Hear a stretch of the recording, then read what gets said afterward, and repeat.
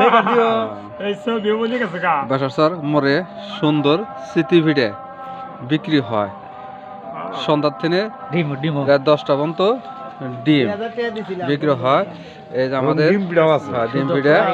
ভাই আপনার এখানে কত করে বিক্রি পিঠা বিক্রি হয়? 500-600 পিঠা হয়। এই যে অনেক লোক বসে আছে পিঠা খেতেছে। এই যে পিঠার অভাব নয়। এখান থেকে আপনারা পিঠা নিয়ে আপনার দুধের বীজে সকালবেলা দুধের পিঠা খেতে পারবেন। বাসার মোড়ে আসলে এখানে সুন্দর সিটি পিঠা পাওয়া যাবে প্রত্যেকটা দিনই পাওয়া যাবে।